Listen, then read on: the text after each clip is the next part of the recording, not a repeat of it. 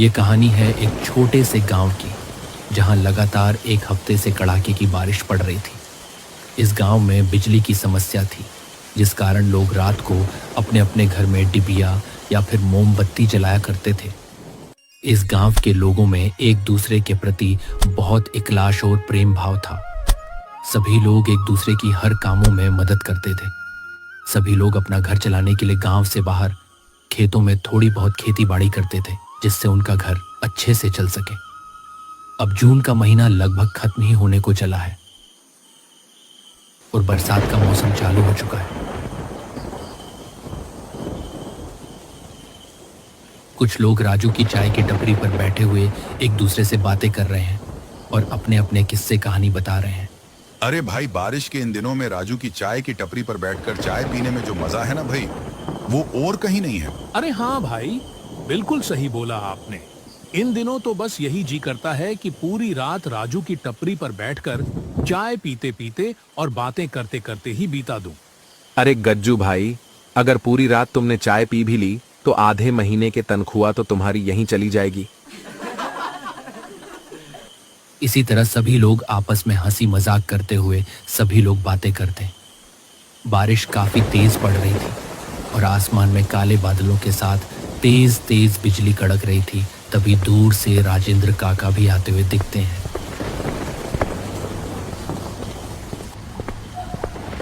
अरे राजेंद्र काका, कहाँ से आ रहे हो? भीगते हुए इतनी तेज बारिश में बीमार पड़ जाओगे। यहाँ आओ और एक कप चाय पिलो, और इसी बहाने हमें अपनी कहानियां भी सुना देना। आपकी सारी कहानियां सुनने में बहुत मजा आता है। अरे हाँ भाई, सब ठीक है। घर पर और जाने का क्या है, यही दफ्तर गया था किसी काम से। अब वो काम तो पूरा हुआ नहीं और ऊपर से इतनी तेज बारिश और शुरू हो गई।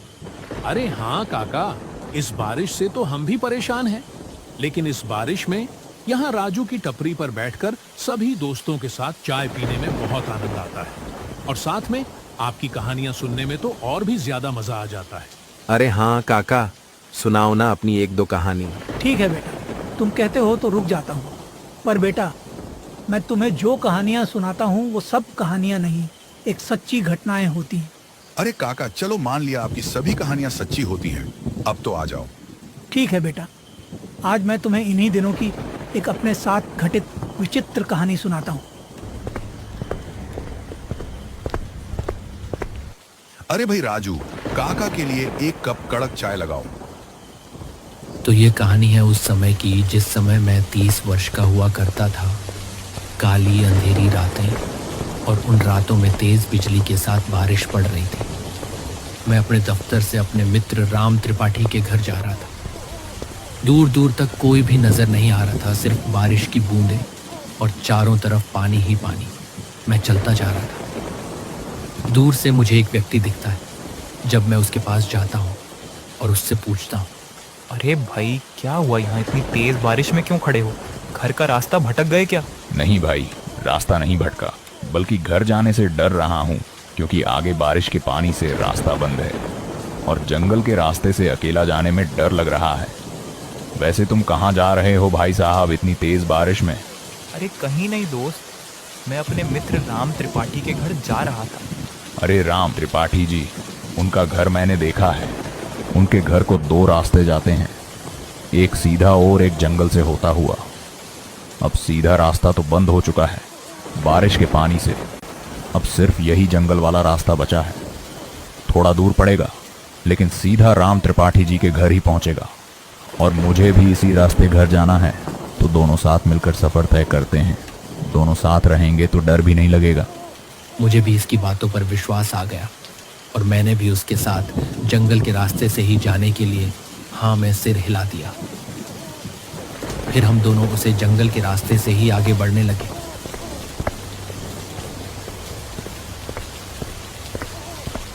चारों ओर घने जंगल और घने जंगलों में सिर्फ जंगली जानवरों के गुर्राने की आवाज ही आ रही थी। डर तो मुझे भी काफी लग रहा था, क्योंकि इतनी तेज बारिश और ये जंगली जानवरों का गुर्राना और अनजान सड़क पर अनजान व्यक्ति जो मुझे जंगल के रास्ते से जाने के लिए कहता है, ये सब मुझे काफ़ी अजीब लग रहा था। लेकिन मैं कुछ नहीं कर सकता था, इसलिए मैं भी उसे व्यक्ति के साथ आगे बढ़ता चला जा रहा था। क्या पता यह व्यक्ति मुझे मेरी मंजिल तक पहुंचा ही दे। बारिश अब अपना और विकराल रूप ले चुकी थी। बारिश पहले के मुकाबले बहुत तेज हो चुकी थी।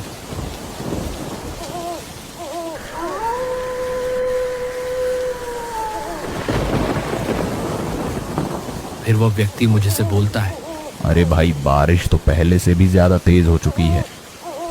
हम एक काम करते हैं, इतने पास वाली कुटिया में ही रुक जाते हैं। अब वह कुटिया बिल्कुल खाली पड़ी है, उसमें अब कोई नहीं रहता।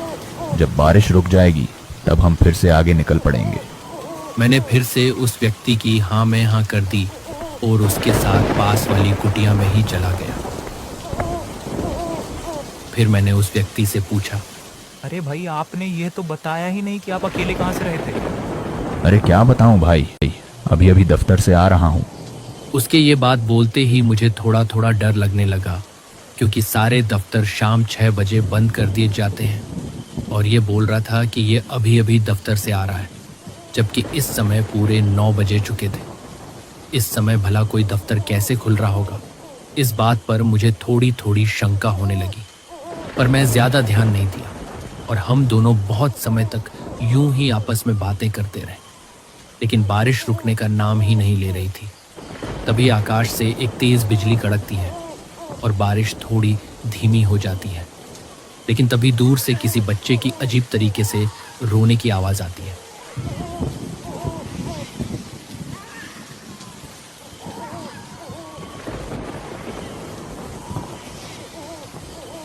पहले तो मैं इसे मन का बहम मानता हूँ, लेकिन तभी वह व्यक्ति भी बोलता है, अरे भाई साहब, कुछ आवाज सुनी आपने, लगता है कोई बच्चा जोर जोर से रो रहा हो।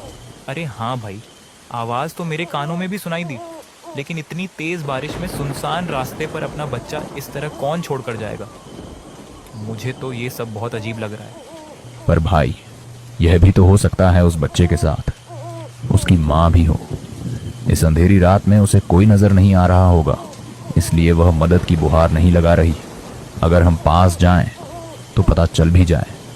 हाँ भाई, मुझे भी यही लगता है कि वह बच्चा मदद के लिए ही रो रहा है। कुछ समय तक हम दोनों बाहर की आवाज़ कौ कान लगाकर सुनते हैं।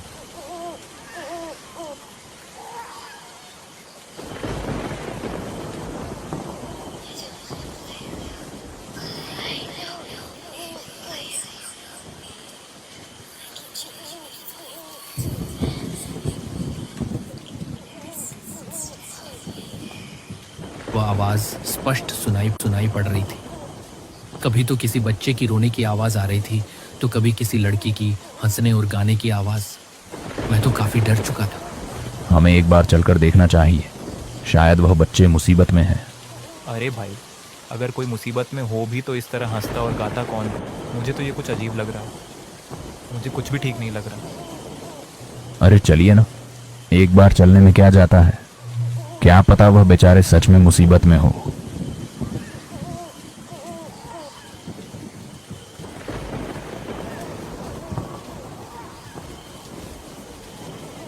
फिर हम दोनों धीरे धीरे अपने पांव उसे आवाज़ की ओर बढ़ाने लगते हैं। उस आवाज़ के पीछे पीछे जाते हुए हम एक घने जंगल में पहुंच जाते हैं। इस तेज बारिश की बूंदें शरीर पर सुई चुभना सा लग रहा था। देखिए, इधर से आ रही है ये आवाज़। चलो चलो, जल्दी चलकर देखते हैं।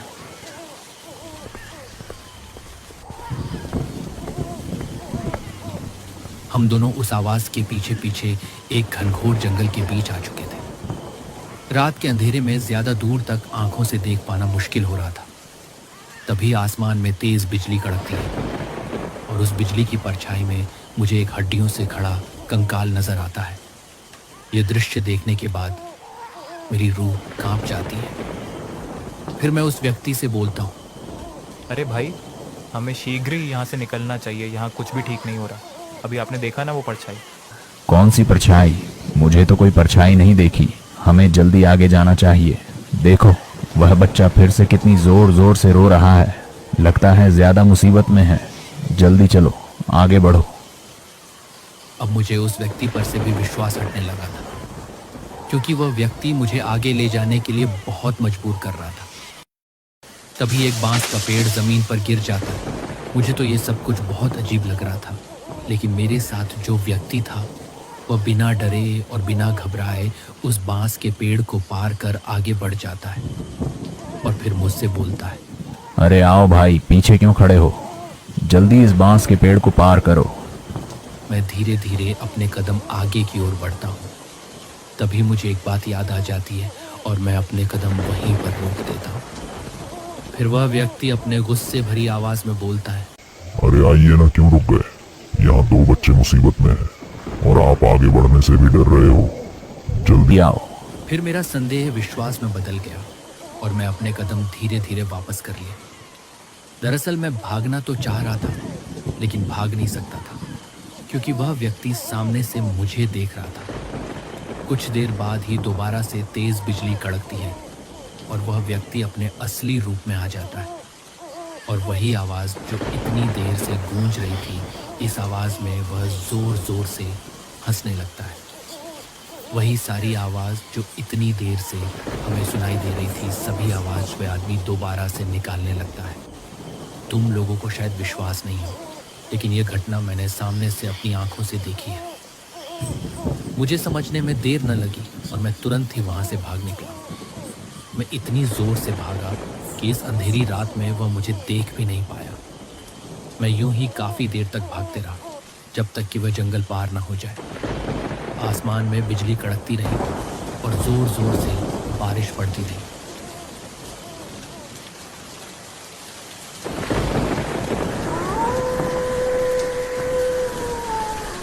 थोड़ी दूर जाने पर ही मुझे मेरा मित्र राम त्रिपाठी आवाज़ लगाता है, अरे राजेंद्र, मेरे घर का रास्ता याद नहीं रहा था किया तुझे।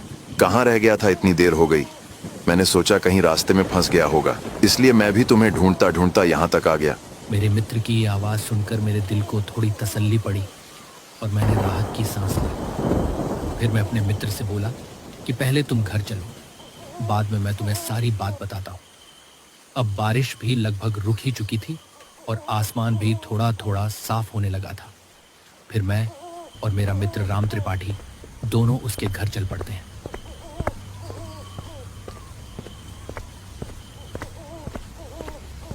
घर जाकर मैं त्रिपाठी को अपने साथ घटित सारी घटना बताता हूँ। ये सब सुनने के बाद मेरा मित्र कुछ समय के लिए तो बहुत घबरा जाता। क्या तुम उस जंगल के रास्ते से आए हो? अक्सर वहां पर ऐसे हादसे देखने को मिलते रहते हैं। अच्छा हुआ कि तुम वहां से भाग निकले, क्योंकि जिस कुटिया में वह व्यक्ति तुम्हें लेकर गया था, उस कुटिया में पहले एक आदमी और उसके 2 छोटे छोटे बच्चे रहते थे। वह व्यक्ति दफ्तर में काम करता था। उसके पिता पर 10 लाख का कर्जा था, जो उसके पिता बिना चुकाए ही मर गए थे। बाद में उस बूढ़े का लड़का गांव छोड़कर वहां से भाग गया, लेकिन कुछ व्यक्तियों ने उसका पता कर्जदारों तक पहुंचा दिया, जिसके बाद उन कर्जदारों ने उसकी कुटिया में अंधेरी रात को ही आग लगा दी, जिसमें उसके दोनों बच्चे थे। वो जिंदा जलकर मर गए। जब उसने पिता ने घर आकर देखा तो अपने दोनों बच्चे उसे मृत मिले। ये दुखद दृश्य उससे देखा न गया और उसने भी अपनी वहीं पर आत्महत्या कर ली। जिसके बाद यह सब घटनाएं घटती हैं। कोई भी गांव वाला उस जंगल के रास्ते से जाने की हिम्मत नहीं करता है। उस व्यक्ति की ये सच्ची कहानी सुनकर मेरे तो होश ही उड़ गए। सुबह होते ही मैं तो अपने घर लौट आया और फिर कभी भी ना ही उस जंगल के रास्ते को गया और ना ही फिर मैं अपने मित्र राम त्रिपाठी के घर गया। अब जब भी मुझे अपने मित्र से मिलना होता है तो मैं उसे अपने घर ही बुला लेता हूँ। पर राजेंद्र काका, आपको बांस के पेड़ गिरने पर वह कौन सी बात याद आई जो आप आगे नहीं गए? अरे गज्जू, क्या तुम्हें पता नहीं, अगर रात को बांस का पेड़ सामने गिर जाए तो फिर उसे पार करके आगे नहीं बढ़ना चाहिए। यह बहुत पहले से बड़े बुजुर्गों का कहना है कि अगर रात को बांस का पेड़ टूटकर आपके रास्ते पर गिर जाए तो अपना रास्ता बदल लो, मगर उसे पार करने की भूल न करना।